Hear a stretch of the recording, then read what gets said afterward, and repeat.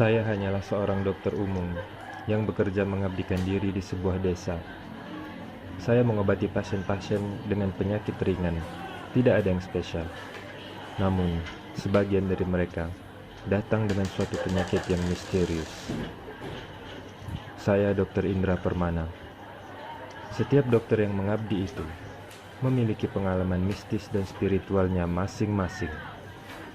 Dan kisah itu saya ceritakan dalam The Story of Dr. Indra.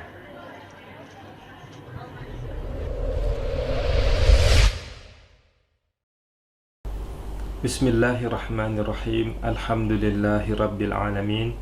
Wa ashhadu an la ilaha illallah wahdahu la syarika lah. Wa ashhadu anna Muhammadan abduhu wa rasuluhu sallallahu wasallam alaihi wa ala alihi wa ashabihi ajma'in, amma ba'd. Para pemirsa, para viewers, para subscribers, para lovers dan juga para haters semuanya, Assalamualaikum warahmatullahi wabarakatuh. Alhamdulillah, jumpa lagi bersama saya Dr. Indra Permana di channel ini, The Story of Dr. Indra. Pada video kali ini saya ingin menjelaskan tentang ayat-ayat ruqyah yang biasa saya baca, yang biasanya saya gunakan di dalam layanan ruqyah yang saya lakukan, insya Allah.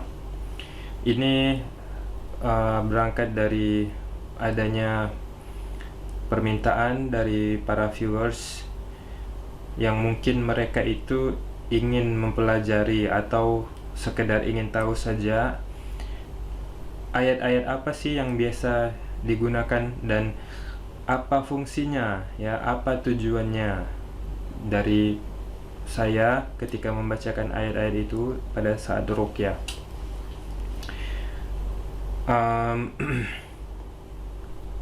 Ada banyak metode yang digunakan oleh para praktisi ruqyah, ya. Jadi mungkin Anda akan melihat peruqyah itu ketika menghadapi situasi atau mengobati pasiennya itu berbeda-beda, ya, memang seperti itu. Tapi pada dasarnya tujuannya adalah sama, yaitu untuk menghilangkan jin atau gangguan sihir yang ada pada tubuh pasien. Nah, tujuan utamanya itu cuma satu, itu saja. Sedangkan metode atau caranya atau pendekatannya atau prinsipnya itu berbeda-beda memang, insya Allah. Tujuannya sama, yaitu untuk mengeluarkan jin ataupun menghilangkan gangguan sihir yang ada pada pasien. Nah, video ini bukan bermaksud untuk mengajari, bukan bermaksud untuk menggurui, ya. Ini hanya sekedar sharing, dan itu pun karena saya diminta, karena saya diminta, ayo jelaskan kenapa membaca ayat ini, tujuannya apa, fungsinya untuk apa. Nah, itu maka saya tidak boleh menyembunyikan ilmu, ya, yaitu walaupun sedikit yang saya tahu, tapi karena ada orang bertanya, maka saya harus menyampaikannya, menjelaskannya, ya. Jadi sekali lagi mohon maaf, ini bukan maksudnya menggurui atau mengajari. Saya pun sebenarnya juga masih belajar, jadi masih mungkin banyak kekurangannya, banyak kesalahannya di dalam praktik ruqyah sehari-hari yang saya lakukan. Baik, pada saat saya meruqyah, yang biasanya pertama saya baca itu adalah A'udzubillahi minasyaitonirrajim. Inna waliyallahu alladzi nazzala al-kitab wa huwa yatawallas salihin. Inna waliyallah, sesungguhnya wali saya, sesungguhnya pelindung saya, penolong saya, pendamping saya adalah Allah. Saya bekerja untuk Allah. Saya melakukan ini untuk Allah. Saya tidak melakukan ini atas keinginan saya sendiri, bukan untuk kepentingan saya sendiri. Saya melakukan ini untuk Allah. Alladzi nazzala al-kitab, yang telah menurunkan al-kitab, yaitu Al-Quran. Al-Quran adalah alat saya. Al-Quran adalah apa yang saya gunakan untuk meruqyah. Kemudian wa huwa yatawallas salihin, dan dia, Allah, adalah melindungi atau pelindung bagi orang-orang yang saleh. Dan semoga dengan itu saya termasuk ke dalam orang-orang yang mendapat perlindungan dari Allah. Jadi saya bekerja untuk Allah, saya melakukan ini untuk Allah, saya menggunakan kitabullah, menggunakan Al-Quran, dan Allah lah sebagai pelindung saya. Jadi ayat ini biasanya dibaca di awal, itu yang pertama untuk meminta perlindungan, yang kedua sebagai pengingat, makanya dibaca di awal. Semoga saya selalu ingat bahwa saya melakukan ini untuk Allah, menggunakan kitabullah, dan semoga Allah melindungi saya. Kemudian setelah itu saya membaca beberapa ayat. Nah, ayatnya ini biasanya saya sesuaikan dengan kasus, ya. Apa yang saya pahami selama ini dan apa yang saya praktekkan adalah ketika saya berhadapan dengan seorang pasien dengan sebuah kasus, saya berusaha untuk mengidentifikasi ini kasus sihir atau bukan sihir. Caranya adalah dengan melakukan diagnosis, yaitu dengan cara menganamnesis. Anamnesis itu istilah kedokterannya, yaitu yang wawancara, itu bertanya kepada pasien. Pasien itu ditanya apa keluhannya, apa tanda dan gejala yang dialaminya selama ini. Nah, dari situ bisa disimpulkan insya Allah apakah ini murni gangguan jin biasa ataukah ini adalah gangguan jin akibat sihir. Nah, jadi apakah ini sihir atau bukan sihir? Kalau sihir maka akan dipilihkan, dibacakan ayat-ayat yang tujuannya untuk menghancurkan sihir. Kalau bukan sihir maka dipilihkan ayat-ayat yang sesuai dengan situasi atau kasus yang dihadapi pada saat itu. Nah, jadi prinsip ruqyah yang saya pegang adalah, yang pertama adalah niat. Jadi ketika saya membacakan ayat itu, apa niatnya? Apa tujuannya? Untuk apa sih saya membaca ayat ini? Yang kedua, saya berdoa. Saya memohon kepada Allah, meminta kepada Allah melalui ayat ini. Artinya ayat ini tujuannya untuk ini, maka saya mohon kepada Allah, ya Allah, jadikanlah atau wujudkanlah atau sukseskanlah gitu ya, apa yang saya baca ini sesuai dengan tujuan saya. Nah, itu. Yang ketiga adalah repetisi atau pengulangan. Jadi itu diulang-ulang agar efeknya itu semakin besar. Nah, itu. Jadi 3 ini prinsipnya. Diniatkan, kemudian berdoa, memohon kepada Allah, dan yang ketiga adalah repetisi. Jadi kalau kasus sihir biasanya saya mulai dengan waqadimna ila ma'amilu min amalin. Nah, itu ya, surat Al-Furqan ayat 23. Itu saya niatkan atau tujuannya adalah untuk menghancurkan sihirnya. Jadi untuk menghancurkan sihirnya. Karena pasien itu terkena sihir ya, melalui penegakan diagnosis di awal sebelum ruqyah. Jadi itu dibaca untuk diniatkan untuk menghancurkan sihirnya. Nah, ketika membaca itu saya sambil berdoa, ya Allah, hancurkanlah sihirnya. Jadi ketika membaca waqadimna ila ma'amilu min amalin faj'alnahu haba'an manthura, ya Allah, hancurkanlah sihir ini seperti debu. Nah, seperti itu. Kemudian diulangi kan, jadi diulangi berkali-kali. Masuk ke surat yang kedua. Ini biasanya satu paket nih, 5 surat ini satu paket ya, untuk menghancurkan sihir, untuk mengobati kasus sihir biasanya saya kerjakan. Wa yunazzilu 'alaikum minas sama'i ma'a, itu ada di surat Al-Furqan ayat 11 ya. Astagfirullah. Di surat Al-Anfal ayat 11. Itu diniatkan untuk membersihkan atau menghilangkan sisa-sisa atau bekas sihir yang ada pada badan atau pada diri pasien. Wa yunazzilu 'alaikum minas sama'i ma'an liyutahhirakum bihi wa yudhhiba 'ankum rijza syaitan wa liyarbita 'ala qulubikum wa yutsabbita bihil aqdam. Jadi ketika membaca itu saya meniatkan untuk menghilangkan sihir, menghilangkan bekas-bekas sihir, menghilangkan pengaruh-pengaruh sihir yang ada di badan pasien.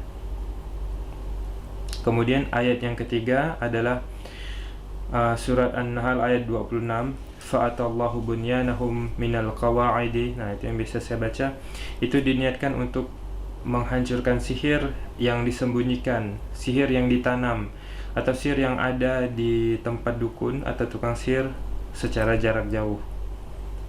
Maksudnya itu ada di tempat dia, kemudian dia mengirim sihir itu secara jarak jauh kepada pasien. Nah, itu. Jadi doa itu ayat itu dibaca untuk dengan diniatkan untuk menghancurkan sihir yang mungkin disembunyikan atau yang ditanam atau yang ada pada dukun di tempatnya. Kemudian surat yang keempat adalah surat At-Taubah ayat 1. Ini yang biasa saya baca. Ya, bara'atu minallahi wa rasulihi ila alladziina ahadtu minal musyrikin. Itu diniatkan untuk memutuskan perjanjian yang dibuat antara dukun dengan syaitan, dengan jin. Perjanjian antara jin dengan leluhur pasien kalau kasusnya jin nasab. Nah, itu niatkan seperti itu, kemudian diulang-ulang ya. Yang kelima adalah surat Al-An'am ayat 162 dan 163. Qul inna salati wa nusuki wa mahyaya wa mamati lillahi rabbil alamin la syarika lahu wa bidzalika umirtu wa ana awwalul muslimin. Itu diniatkan untuk menghancurkan pengorbanan ya, tumbal, kemudian segala sajian-sajian, kemudian perbuatan syirik yang dilakukan oleh dukun atau oleh orang yang meminta sihir ini dilakukan oleh dukun. Nah, itu jadi dengan diniatkan seperti itu atas izin Allah itu akan hancur. Jadi 5 surat inilah yang biasa Anda lihat saya gunakan ketika saya meruqyah pasien. Jadi tujuannya itu tadi, kemudian direpetisi, diulang-ulang sampai Allah hancurkan. Dan ingat, apa yang saya lakukan itu hanya membaca, meniatkan, berdoa, minta kepada Allah, dan melakukan pengulangan.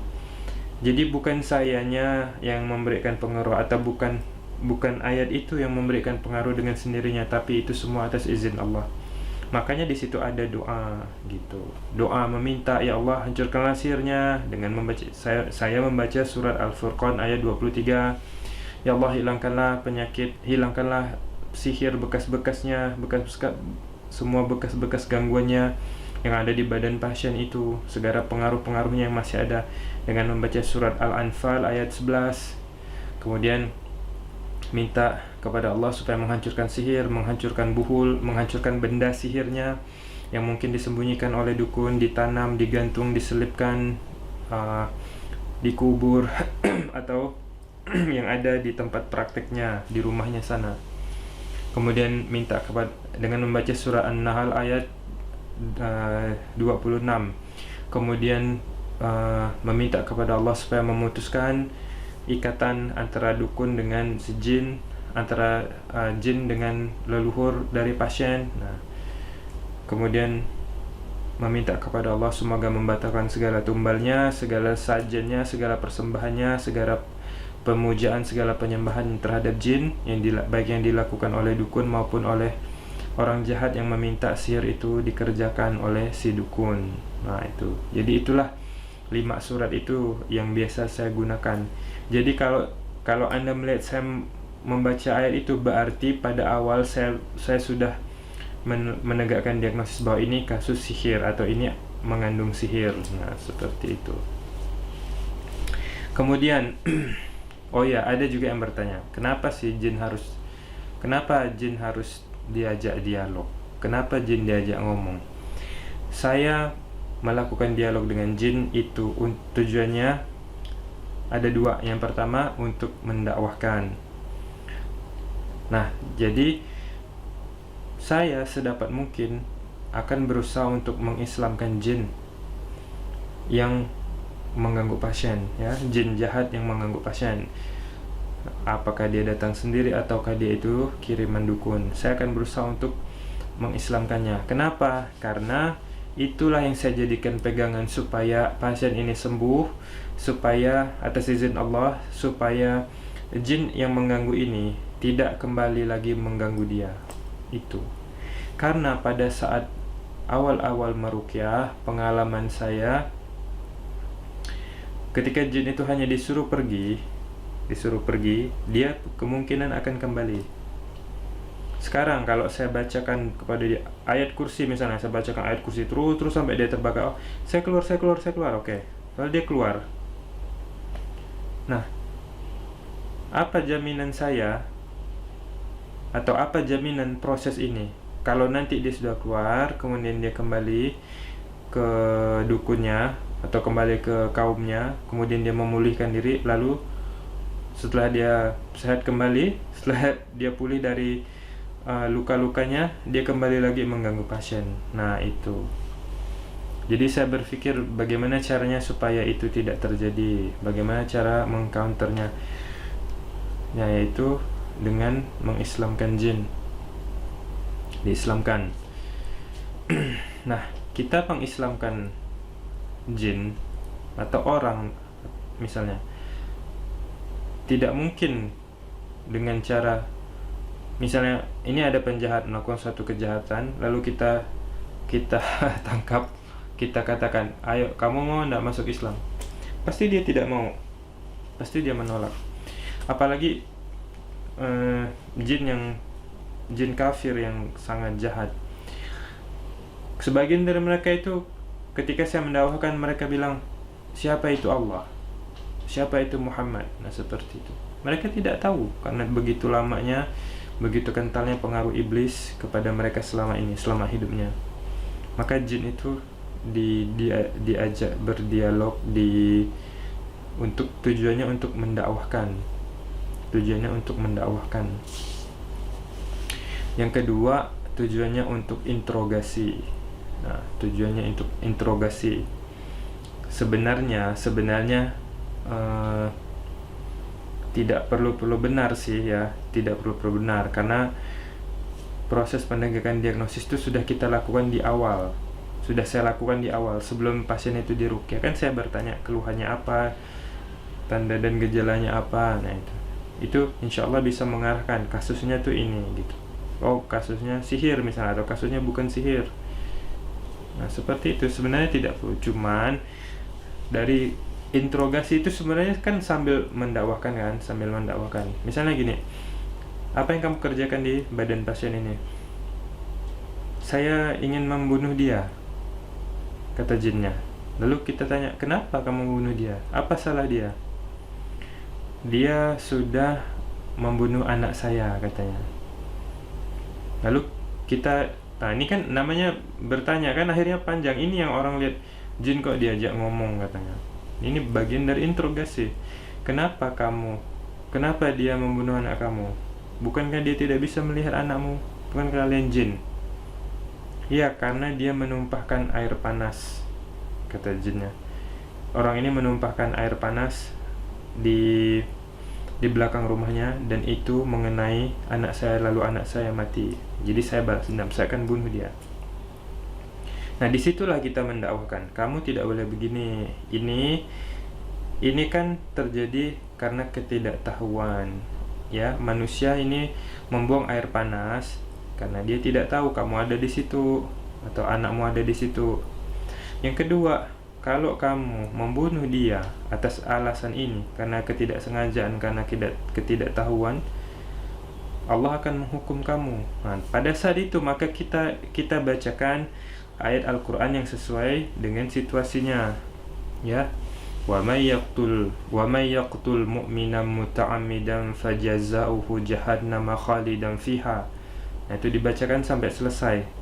Jadi diulang-ulang dan kita niatkan kepada Allah, ya Allah berikanlah jin ini petunjuk atau pemahaman bahwa siapa yang membunuh seorang mukmin, orang yang beriman, tanpa alasan, ya, membunuh begitu saja, Ya, seperti kasusnya kan, dia kan tidak tahu bahwa di situ ada jin. Nah, seperti itu. Jadi bisa kita katakan tidak salah, manusianya tidak salah. Nah, balasannya adalah neraka jahanam, akan mendapatkan laknat Allah, kemudian diazab seperti itu, diulang-ulang sampai Allah fahamkan dia. Ketika itu kita ajak dia untuk masuk Islam dengan mendakwahkan Islam. Nah, ayat umum yang biasanya saya gunakan untuk mengajak mereka ke dalam Islam adalah surat An-Nur. Allahu nurus samawati wal ardi. Allahu nurus samawati wal ardi. Itu diulang-ulang. Niatkan bahwa supaya jin ini mendapatkan cahaya, itu cahaya iman. Supaya dia percaya, karena jin kafir atau syaitan itu, mereka itu jelek, gelap, busuk.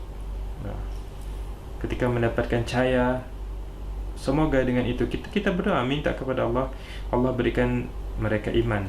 Allahu nurus samawati wal ardh.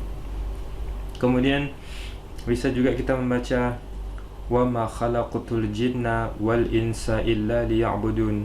Nah, itu diulang-ulang, sama tujuannya untuk memberikan mereka pengetahuan, mendakwahkan mereka bahwa kita diciptakan oleh Allah untuk beribadah kepada Allah. Nah, itu sama untuk mengajak kepada Islam. Kemudian bisa juga dengan Qul hadhihi sabili ad'u ila Allahi ala basiratin ana wa man ittaba'ani. Nah, ayat itu juga bisa digunakan untuk mengajak jin ke dalam Islam, mendakwahkannya ke dalam Islam. Bacakan ayat itu, kemudian kita niatkan minta kepada Allah supaya memberikan dia hidayah. Dengan ayat itu kita mengajak dia ke dalam Islam. Nah, itu makanya sebagian viewers yang bertanya, apakah jin itu mengerti bahasa Arab? Mengapa jin itu ketika dibacakan ayat Quran kok dia mengerti? Saya jawab tidak tahu. Itu atas izin Allah. Atas izin Allah. Saya minta kepada Allah supaya dia ditunjukkan dengan ayat Al-Quran ini. Berarti Allah alam, mungkin Allah membuat dia mengerti. Nah, juga ada yang bertanya, kenapa sih waktu ruqyah pasiennya hanya diam, tenang katanya, tidak menyerang? Sebenarnya tidak juga, ada sih yang menyerang, itu ada, tapi jumlahnya sedikit, alhamdulillah. Kebanyakan memang itu, memang hanya duduk saja. Saya tidak tahu kenapa. Yaitu semua atas izin Allah. Yang jelas niat saya dari awal itu adalah mengajak mereka ke dalam Islam. Itu mengajak mereka ke dalam Islam. Nah, kita bacakan ayat-ayat tadi supaya mereka masuk Islam. Terus ada yang bertanya lagi, memangnya kita bisa percaya kalau jin itu masuk Islam? Makanya gini, saya membacakan ayat itu, berdoa kepada Allah, ya Allah, fahamkanlah dia supaya dia bisa mengerti ayat yang saya baca ini, supaya dia mau mengikuti dan supaya dia mau masuk Islam. Jadi urusan itu saya serahkan kepada Allah. Saya tidak bersandar pada kemampuan saya sendiri, kepada diri saya sendiri. Tidak. Saya minta kepada Allah. Kalau saya ajak dia mengucapkan syahadat, kemudian jin itu mengucapkan syahadat, ya urusan saya cuman sekedar sebatas itu. Begitu. Sama, jangankan jin, manusia misalnya. Ada manusia saya dakwahkan misalnya, ayo kamu ikut saya ke dalam Islam. Saya ajak dia bersyahadat, kemudian dia mengucapkan syahadat. Apakah saya bisa percaya dengan dia? Begitu kan pertanyaannya, kalau jin mengucapkan syahadat itu apa kebenaran dia masuk Islam? Apakah itu menjamin dia tidak murtad? Nah, kalau itu soal lain lagi. Apakah nanti dia tidak murtadnya? Itu wallahu a'lam. Cuman pada saat itu yang kita hukumi itu ya zahirnya. Dia mengucapkan syahadat, berarti dia sudah Islamnya, sudah begitu. Seperti orang-orang munafik di zaman Nabi SAW, mereka mengucapkan syahadat, misalnya, mereka masuk Islam. Nabi menghukumi mereka bagaimana? Sesuai zahirnya kan? Nah, ini Muslim, artinya kalau itu ada KTP-nya zaman dulu itu ya, KTP-nya ya Muslim, maka hartanya, nyawanya, darahnya, hartanya itu haram. Sedangkan yang tahu isi hati mereka adalah Allah. Mereka munafik atau tidak itu Allah yang mengetahui. Kita yang menghukumnya secara zahir saja, ini sudah masuk Islam. Nah, cuman jin ini ketika dia benar-benar masuk Islam itu insya Allah, ya Allahu a'lam ya, itu bisa diketahui tanda-tandanya. Yang pertama perangainya atau sikapnya akan berubah.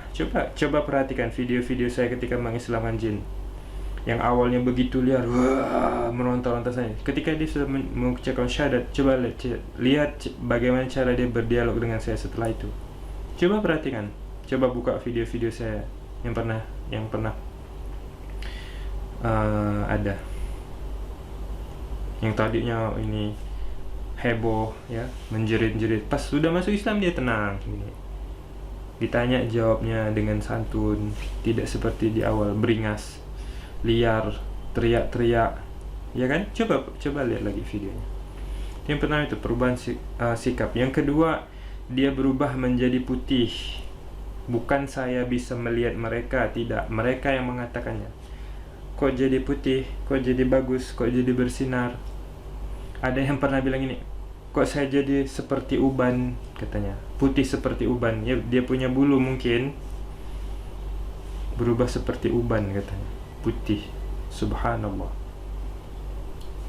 Tanda ketiga, dia tidak akan lagi, bacaan Quran tidak akan lagi membakarnya, tidak akan lagi membahayakannya.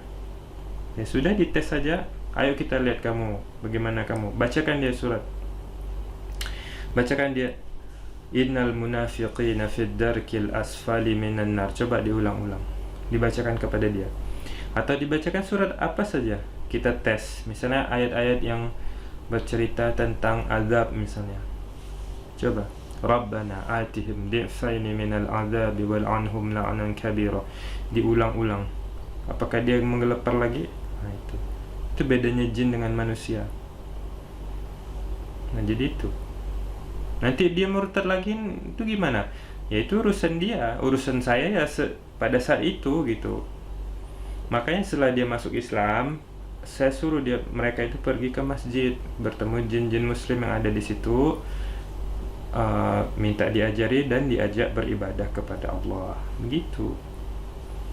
Itu dia. Nah, biasanya yang seperti itu sudah tidak akan kembali insyaallah. Selama ini alhamdulillah tidak ada pasien yang sudah saya ruqyah atas izin Allah sembuh. Tidak ada jin yang sudah diislamkan itu mengganggu lagi. Tidak ada. Alhamdulillah. Kemudian kadang waktu kita akan mengislamkan jin, ini terutama jin yang dari dukun, biasanya mereka tidak mau.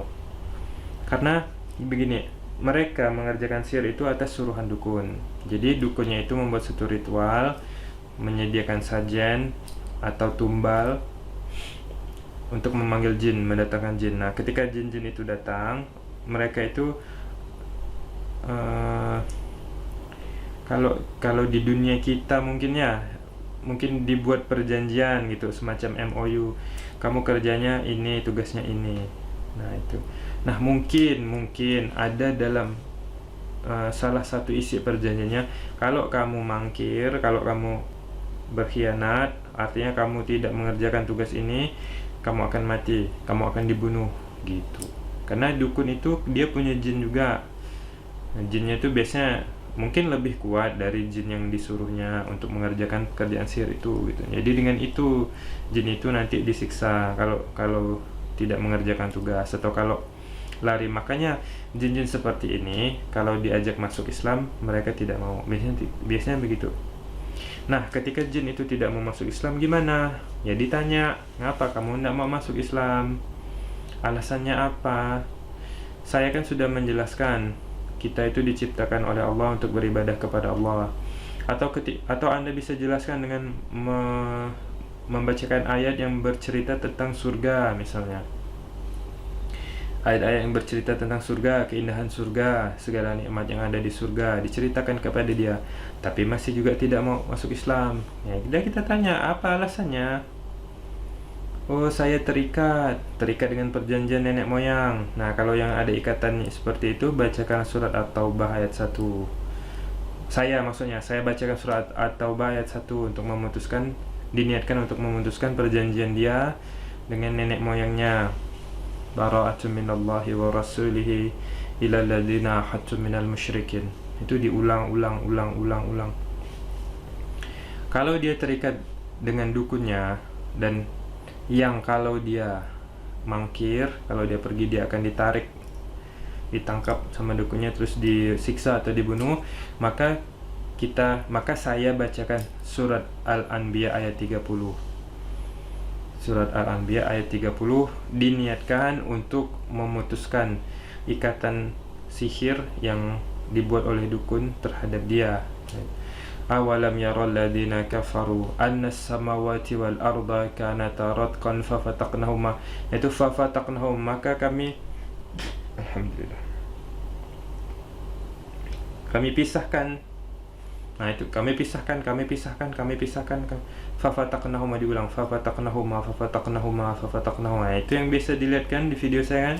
Nah itu niatnya untuk memutuskan itu, memisahkan antara dia dengan ikatan dukunnya. Nah itu jadi diniatkan. Nanti setelah putus, atas izin Allah ya, kalau dia masih tidak mau lagi, masih ragu, ayo kita masuk Islam, Allah akan melindungi kamu. Karena mereka tuh takut. Ya oke, mungkin perjanjian sihirnya sudah diputus, tapi mungkin takut nanti ditangkap misalnya sama jin yang dimiliki dukunnya ya. Nah itu kita yakinkan, bacakan wa kana haqqan alaina nasrul mu'minin, dan sesungguhnya sudah menjadi kewajiban kami, selalu berkewajiban untuk menolong orang-orang. Wa kana haqqan alaina nasrul mu'minin, orang-orang yang beriman. Nah itu dibacakan berulang-ulang untuk meyakinkan mereka. Kalau dia raja jin misalnya, yang biasa saya lakukan, kalau kamu masuk Islam, kamu akan jadi mulia, kamu akan jadi lebih hebat, lebih kuat, kerajaanmu bisa lebih kuat insya Allah. Jadi saya biasanya agak merendah. Nah gitu, merendah artinya biasanya mereka itu yang raja itu ya merasa besar, suka disanjung, suka dipuji. Kita bacakan wa shaddadna mulkahu wa atainahu min kulli wa shaddadna mulkahu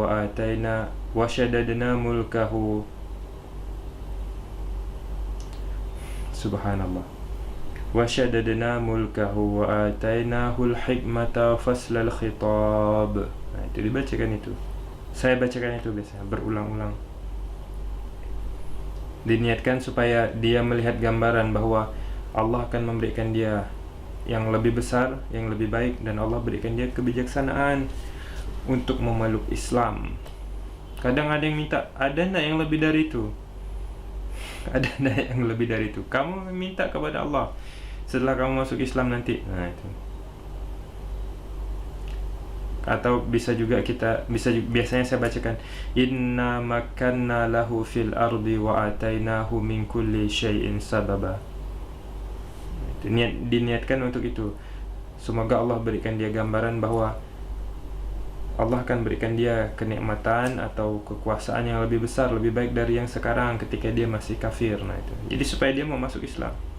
Nah dilihat di situ tidak ada niat untuk menghancurkan dia atau memusuhi dia, itu tidak ada. Karena itu tujuan awalnya itu mendakwahkan kepada Islam seperti itu.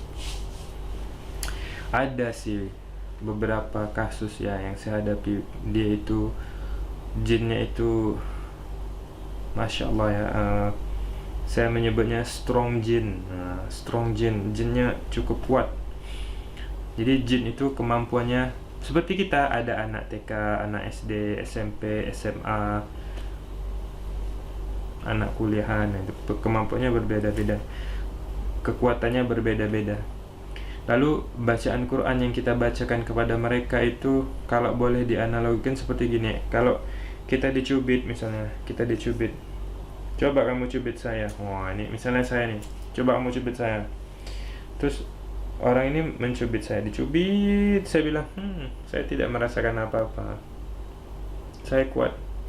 Bagi saya ini sakit, saya menahan sakit, cuman saya kuat menahan sakit. Tapi kekuatan saya menahan itu kan ada batasnya, ada batas waktunya. Nah gitu. Jadi saya ngetes sebenarnya, mengetes orang yang mencubit saya ini tahannya berapa lama sih dia menjepit tangan saya seperti ini, nah gitu. Makanya itu penting repetisi dalam membacakan ayat-ayat Quran yang kita gunakan. Jadi diulang-ulang gitu, diulang-ulang. Nanti lama-lama dia kesakitan, pasti dia terasa sakit. Nah, tapi kalau yang nyubitnya duluan yang capek, ya sudah, menang dia, ketawa dia. Aku mengalahkanmu misalnya. Aku tidak mempan dibacakan ayat Quran. Ya biasanya jin-jin seperti ini saya minta kepada Allah untuk melemahkan dia terlebih dahulu. Jadi seperti ya boleh dibilang bertarung begitulah, atas izin Allah. Biasanya saya bacakan ayat halaka anni sultaniyah, halaka anni sultaniyah, halaka anni sultaniyah. Diniatkan supaya Allah mencabut kekuatannya, supaya dia menjadi lemah. Nah ketika dia lemah, nanti baru diulangi lagi, didakwahkan lagi. Nah seperti diyakinkan lagi supaya dia mau menerima Islam. Nah jadi itu kasus sihir. Yang pertama, hancurkan sihirnya. Yang kedua, islamkan jinnya. Yang ketiga, hancurkan sihir yang ya atas izin Allah ya, bukan kemampuan kita ya, bukan. Hancurkan sihir yang masih ada di rumahnya atau di dukunnya. Nah itu dengan membacakan ayat-ayat penghancur sihir tadi. Kita lanjutkan. Kalau kasus sihir itu kita menyerang jinnya, biasanya sih jinnya ini kuat. Kalau kasus sihir itu jinnya kuat, jin kuat yang ditugaskan untuk melakukan sihir. Nah, kalau kita fokus menghadapi jinnya, itu biasanya kita kelelahan. Kasihan pasiennya. Misalnya dia kesurupan nih, nah jinnya itu, kita bertarung dengan jin itu kasihan sebenarnya pasiennya. Walaupun kadang-kadang itu diperlukan. Seperti kasus tadi itu, jinnya kuat misalnya, dia tidak mau masuk Islam, tidak mau pergi juga, ya sudah, kita terpaksa kita hadapi atas izin Allah. Bacakan ayat-ayat untuk melemahkan dia. Kalau tujuannya masih mendakwahkan Islam ya, ini yang saya lakukan, ya sudah, inilah yang saya lakukan. Kemudian kalau dia itu jatuh cinta, misalnya pasiennya sering mimpi berhubungan dengan lawan jenis, kemudian sering tindihan, sering masturbasi, sering onani, sering berpikiran hal-hal yang sifatnya erotik.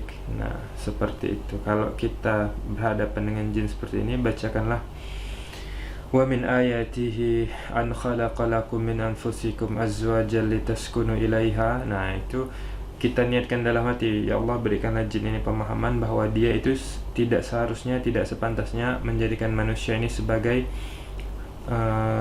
pasangannya. Dia harus mencari dari pasangannya sendiri sesama jin, dari kalangan jin. Nah, bacakan ayat itu, surat Ar-Rum ayat 21, dibacakan terus berulang-ulang sampai dia mengerti dan kita ajak dia masuk Islam. Kalau dia itu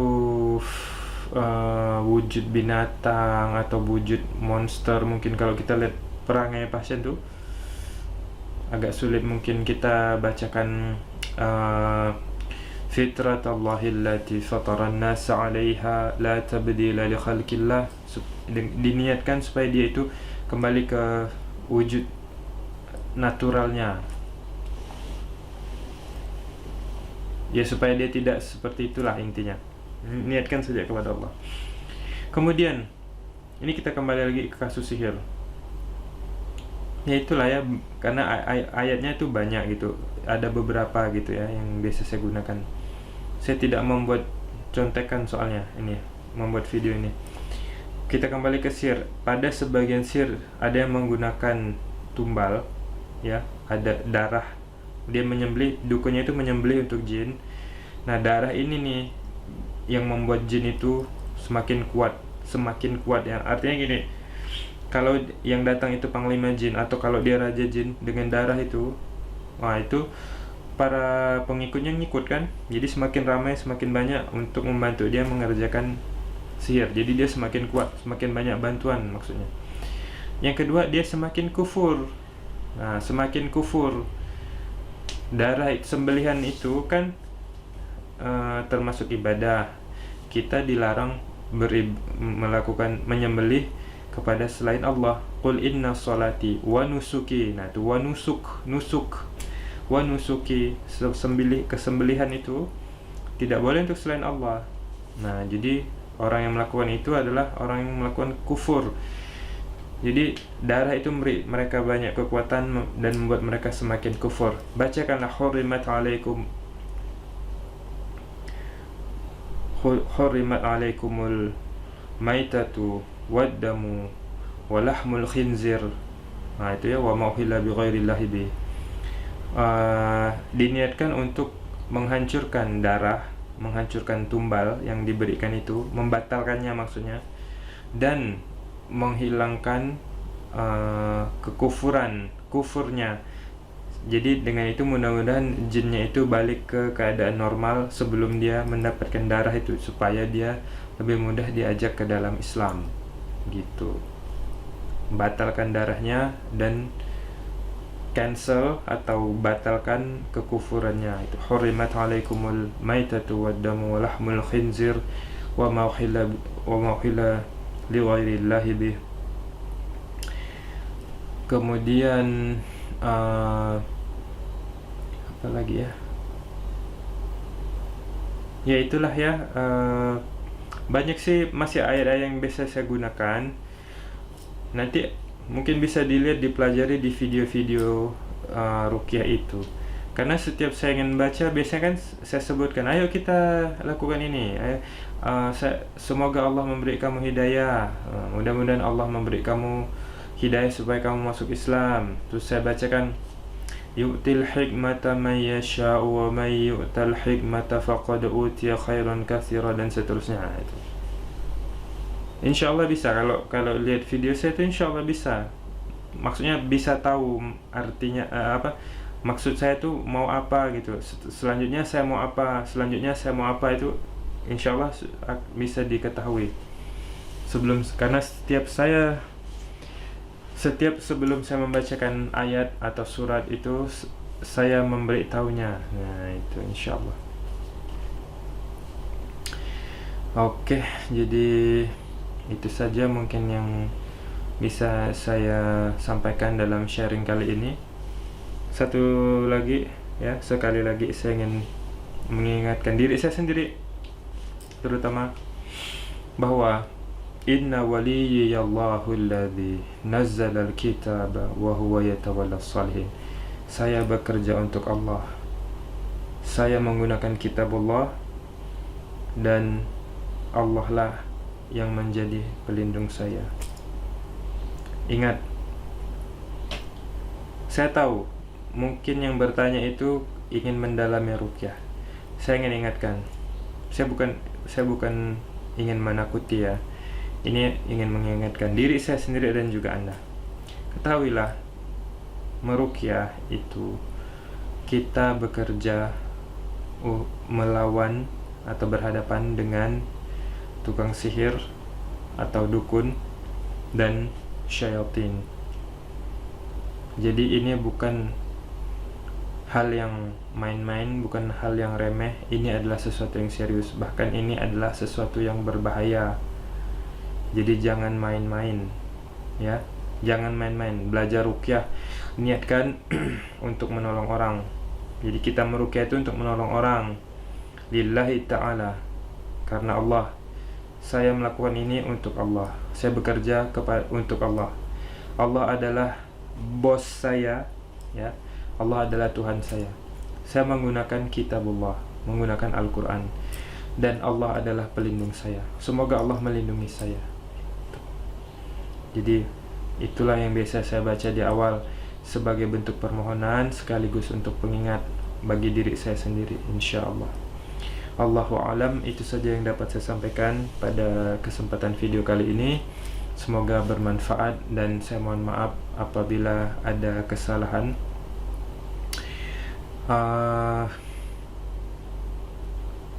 Video-video ruqyah, ada beberapa video yang belum sempat saya edit, insyaallah mungkin ada 2 video yang insyaallah nanti akan diupload setelah ini ya.